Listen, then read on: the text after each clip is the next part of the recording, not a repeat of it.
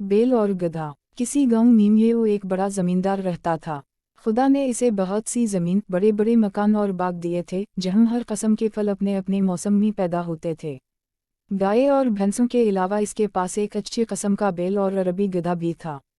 बैल से खेतों में हिल चलाने का काम लिया जाता और गधे पर सवार होकर जमींदार इधर उधर सैर को निकल जाता। एक बार इसके पास कहीं से घूमता फिरता एक फ़कीर निकल आया। जमींदार एक रहीमदिल आदमी था। इसने फ़कीर को अपने यहाँ ठहराया। इसके खाने पीने और आराम से रहने का बहुत अच्छा इंतज़ाम किया। 2-4 दिन बाद जब वो फ़कीर वहाँ से जाने लगा तो इसने ज़मींदार से कहा, चौधरी, तुमने मेरी जो खातिरदारी की है मैं इसे कभी नहीं भूलूंगा। तुम देख रहे हो कि मैं एक फ़कीर हूँ। मेरे पास कोई ऐसी चीज़ नहीं जो तुम्हारी खिदमत में पेश करूँ। हाँ, मैं जानवरों और हैवानों की बेवलाम ये अलिफ़ो समझ सकता हूँ। तुम चाहो तो ये इल्म मैं तुम्हें सिखा सकता हूँ, लेकिन तुमको मुझसे एक वादा करना होगा कि तुम ये बीत कभी किसी को नहीं बताओगे, और ये भी सुन लो कि अगर तुमने ये बीत किसी से कह दिया तो फिर जिंदा ना रह सकोगे। चौधरी ने कहा, बाबा, मैं तुमसे वादा करता हूँ कि मैं ये बीत कभी किसी को नहीं बताऊंगा और तुम्हारा ये एहसान उम्र भर याद रखूंगा। खैर, फ़कीर ने इसे जानवरों और हैवानों की बातें समझने का अमल सिखा दिया और चला गया। जमींदार के पास जो बैल था वो बेचारा सबा से पिछले खा तक हिलमी जता रहता। शाम को जब वो घर आता तो इसके खाने के लिए भौसा डाल दिया जाता, लेकिन गधे को सब्ज घास और चुने का दाना खाने को मिलता। गरीब बैल ये सब कुछ देखता और चुप रहता। वक्त उसी तोए रेहे गुजर रहा था। एक दिन जब बैल खेतों से वापस आते हुए गधे के पास से गुजरा तो गधे ने इसे लंगड़ाते हुए देखकर पूछा, भाई, आज तुम लनगड़ा लनगड़ा कर क्यों चल रहे हो? बैल ने जवाब दिया, गधे भाई, आज मुझे बहुत काम करना पड़ा।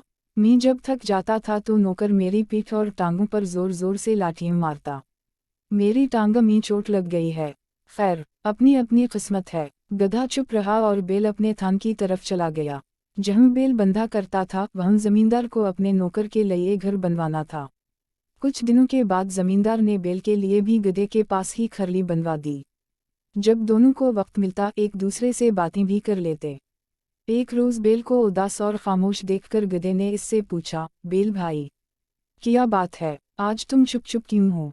कोई बात ही करो। बैल ने कहा, गधे भाई, क्या बात करूं, आज फिर बड़ी लाठियां पड़ी हैं। गधा कहने लगा, बैल भाई, सच जानूं तुम्हारी जो दरगत बुनती है वो देखकर मुझे बहुत दुख होता है, लेकिन मुझे अफसोस है कि मैं तुम्हारा दुख बांट नहीं सकता। बैल बोला, गधे भाई, तुमने सच कहा, दिख तो कोई किसी का नहीं बन सकता, लेकिन तुम कुछ मशवरा तो दो कि इस मुसीबत से मेरी जान कैसे छूटेगी, और नहीं तो 2-4 दिन ही आराम कर लूं। गधे ने कहा, एक तरकीब मेरी समझ में आई है। इस पर अमल करोगे तो 5-7 रोज के लिए तो बच जाओगे। कहो तो बताऊं? बैल बोला, नेकी और पूछ पूछ। बताओ क्या तरकीब है? गधे ने बताया, तुम ये करो कि जब हिल वाला तुम्हें हिलमी जोतने के लिए लेने आए तो तुम आंखें बंद करके खड़े हो जाना। वो तुम्हें खींचे तो तुम 2 कदम चलना और ठहर कर गर्दन डाल देना। फिर भी अगर इसे रहीम ना आए और खेत पर ले ही जाए तो काम ना करना और ज़मीन पर बैठ जाना। कैसा ही मारा पेटे, हरगिज ना उठना। गिर गिर पड़ना, फिर वो तुम्हें घर ले आएगा। घर लाकर तुम्हारे आगे चारा डाले तो खाना तो एक तरफ रहा, तुम इसे सौनगना तक नहीं।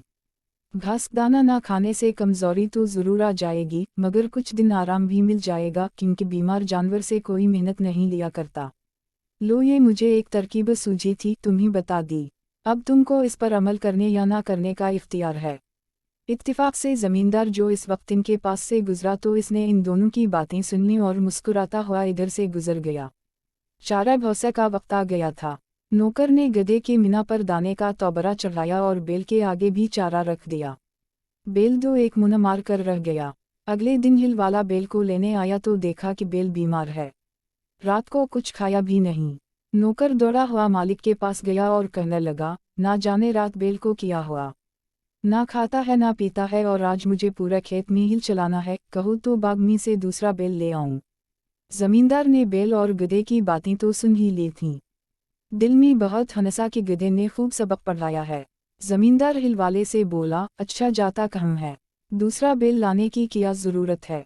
गधे को ले जाओ, हिल में लगाकर काम निकाल लो। गधे पर मुसीबत आ गई। पहले तो दिन भर थान पर खड़े खड़े घास खाया करता, अब जो सबा से हिल नहीं जता तो शाम तक सांस लेने की मोहलत ना मिली। दम भी मरूरी गई, डंडे भी पड़े। सूरज डूबने के बाद जब गधा लौटकर अपने थान पर आया तो बेल ने इसका बहुत शुक्रिया अदा किया और कहने लगा, भैया तुम्हारी मेहरबानी से आज मुझको ऐसा सिख मिला कि सारी उम्र कभी नहीं मिला था। खुदा तुमको खुश रखे। गधा कुछ ना बोला, वो इस सोच में था कि अगर 2-4 दिन यही हाल रहा तो मेरी जान ही चली जाएगी।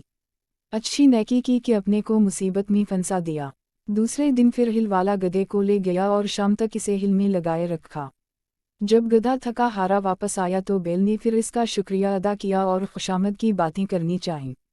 गधा कहने लगा, मियाँ इन बातों को रहने दो। आज मैंने मालिक की ज़बान से एक ऐसी बुरी खबर सुनी है कि मेरे रोंगटे खड़े हो रहे हैं। खुदा तुमको अपनी हिफाजत में रखे। बेल ने कान खड़े करके पूछा, गधे भाई सुनाओ तो, मेरा तो दिल धड़कने लगा। गधा बोला, किया सुनाऊं? मालिक हिल वाले से कह रहा था कि अगर बेल ज्यादा बीमार हो गया है और उठने के काबिल नहीं रहा तो कसाई को बुलाकर इस पर छुरी फरू दो। बेल कसाई के नाम से काम उठा और कहने लगा, कोलन फिर तुम क्या मशवरा देते हो? गधा बोला, मैं तो हर हाल में ये तुम्हारी भलाई चाहता हूँ। अब मेरा ये मशवरा है कि तुम खड़े हो जाओ, चारा भौसा खाने लगो और सबा को जब हिल वाला आए तो खुशी खुशी इसके साथ जाकर हिल में जत जाओ। ये बातें भी जमींदार छुपा हुआ सुन रहा था और दोनों की बातों पर इसे दिल ही दिल में हंसी आ रही थी। जान जाने के डर से बेल ने फिर गधे के मशवरे पर अमल किया। चारा की सारी नानद साफ कर दी और कलीली करने लगा। सबा हुई तो जमींदार अपनी बीवी को साथ लिए बेल के थान पर पहुंचा। बेल ने जो अपने मालिक को देखा तो उछलना शुरू कर दिया। इतनी मीम ये हिल वाला भी आ गया। इसने बेल को बिल्कुल तंदुरुस्त पाया। खोल कर ले चला तो वो इस तरह दुम हिलाता और अकड़ता हुआ चला कि मालिक को बेइख्तियार हंसी आ गई। बीवी ने पूछा, तुम क्यों हंसे? हंसी की तो कोई बात नहीं। जमींदार ने जवाब दिया, ऐसी ही एक बीत की बात है जो मैंने सुनी और देखी जिस पर मैं हंस पड़ा।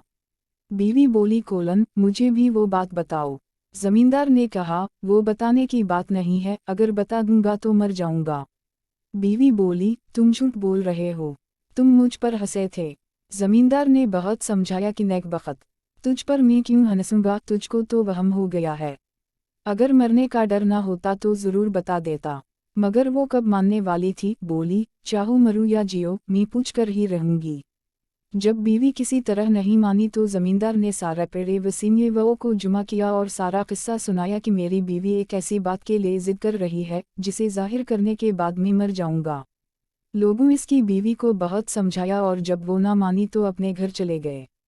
जमींदार लाचार होकर वजू करने चला गया कि भीद खलने से पहले 2 नफल पढ़े। जमींदार के हे अलिफो एक मुर्गा और 50 मुर्गियाँ पली हुई थीं और एक कुत्ता भी था। जमींदार ने जाते जाते सुना कि कुत्ता मुर्गे पर बहुत गुस्से हो रहा है कि कम बखत अलामत तज्जुब, तू कहूँ इमरे फ़ैन ये वो के साथ साथ भागा चला जाता है। हमारे तो आका की जान जाने वाली है।